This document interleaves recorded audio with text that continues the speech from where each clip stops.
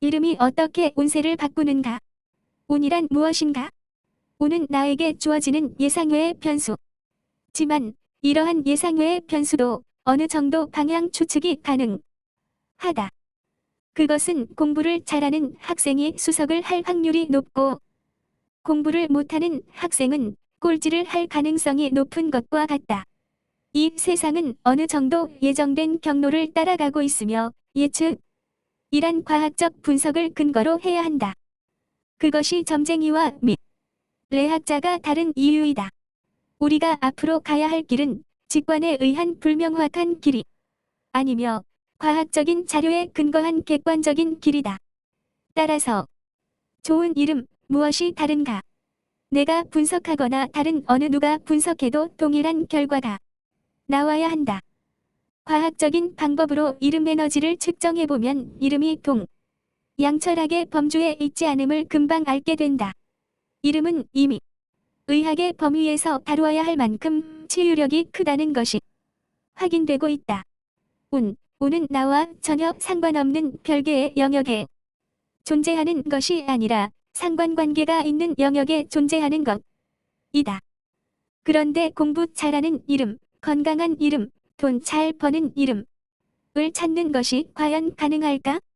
전적으로 이름만 가지고 가능한 것은 아니지만 이름이 목표 달성에 도움을 주는 것만은 확실하다. 발음이 달라도 에너지가 같은 이름은 포장지는 달라도 내용물이 같은 것과 동일하다.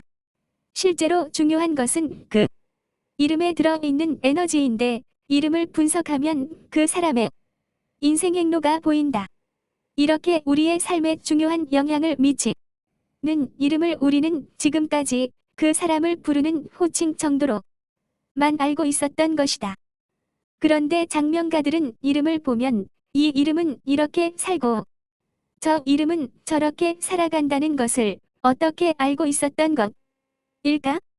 우리가 살아가면서 이름에 대하여 고민을 하는 경우는 아기가 태어나서 이름을 만들어야 하는 경우나 부모님께 받은 이름이 본인의 마음에 들지 않을 때 왠지 일이 잘 풀리지 않아서 이름의 원인이 있나 할 때 정도이다.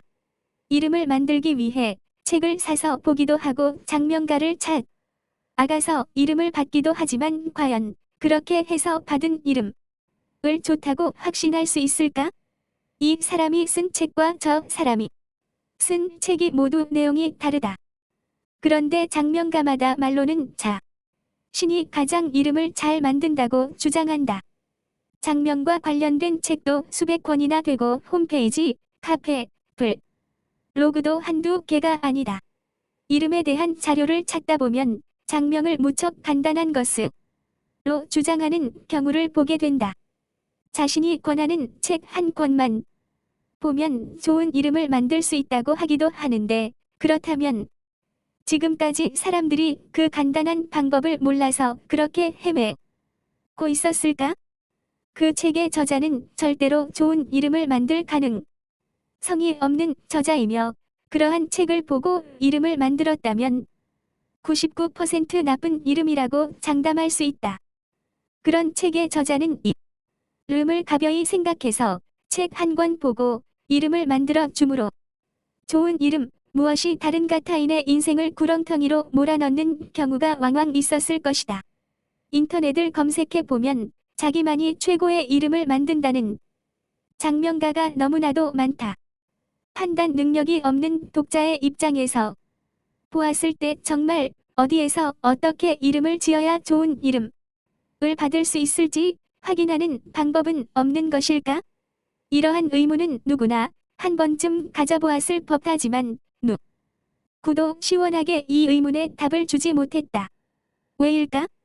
이름은 검증이 불가능한 대상이라는 고정관념을 장명가를 비롯한 우리 모두가 가지고 있었기 때문이다. 장명가가 밝혀내지 못한 이름의 실체를 누가 밝혀낼 것인가?